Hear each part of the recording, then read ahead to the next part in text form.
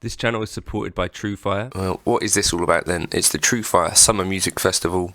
What I'm going to tell you about, you can get 1 month of all access for just $1. The all access, you can dip in and out of every single course on Truefire, so that's a really great way to get some awesome courses down you. Inspired by borrowing Andy's Tokai, I thought, actually, I used to have one of these guitars. I got fond memories of it. I eventually sold it at a very discounted price to a teacher of mine. Now, the reason that I discounted it heavily was because it needed a refret, and I did the refret on it. So I think this was the only guitar I've ever refretted. That guitar, Mr. Leyland has got a fair bit of use out of. He's done a few mods on it, but I think it was relatively similar to what I'm about to unleash here. Get into this box. So I saw this. This one's in very neat condition. I think this era of Tokai is really quite important for the current landscape of guitar that we see to this day, because it was these guys that essentially are responsible for really this idea that it's a pretty important part of what Fender do these days, which is the reissue. So it's in pretty tidy condition, actually. I paid £699 for this. The frets are actually very clean. Looks like that might be a replacement pickup because it's not aged the same. I think this might have been refretted, which is fine. But this is a poly finished guitar, quite lightweight, very nice neck on it.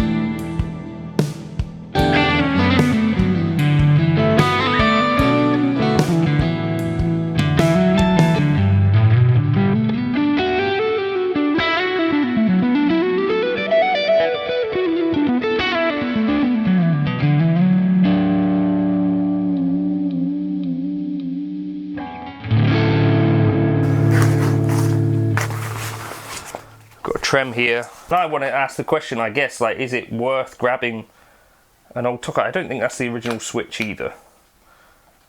So this is not all original. That's not an original arm either. I think I might have.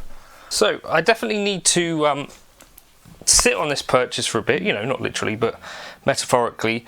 It's clear to me that it's had a new nut and new frets, which is not a bad thing, but I think the frets could be tidied up slightly, so this might be worth taking on a trip to Garland Guitars. The other thing, if I'm being a stickler, is that this looks like a replacement 5-way, which doesn't necessarily, it kind of stands a bit weirdly high, like on some cheaper guitars. And then also these, I think, are ceramic pickups. It looks like this one is a replacement at least. So that might be another area. But at the time, these were sort of £300 guitars, which if you adjust for inflation is about 900. So it's, you know, not the cheap end of stuff. Poly body.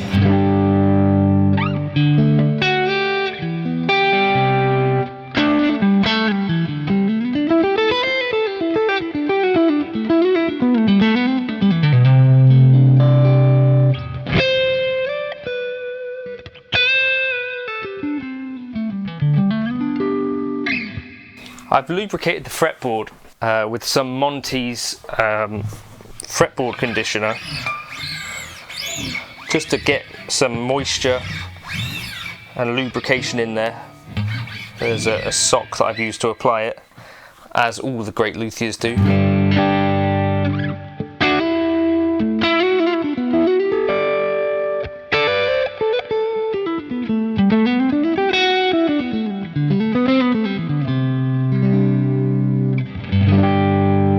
With a bit of a boost.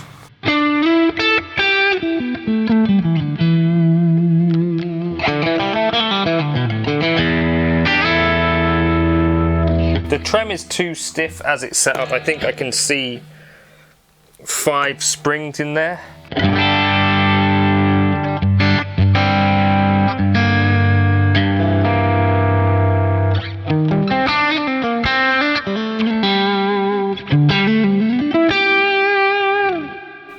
7.25 inch radius.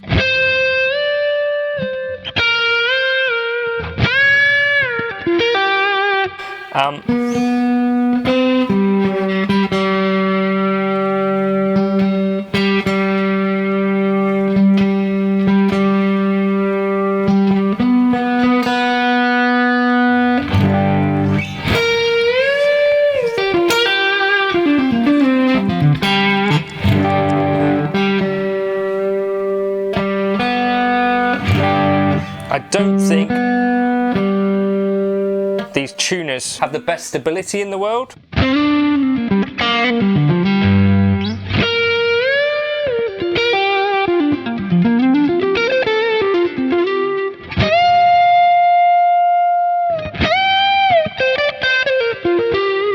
But that's quite impressive in terms of setup, that it can cope with the two full note bend.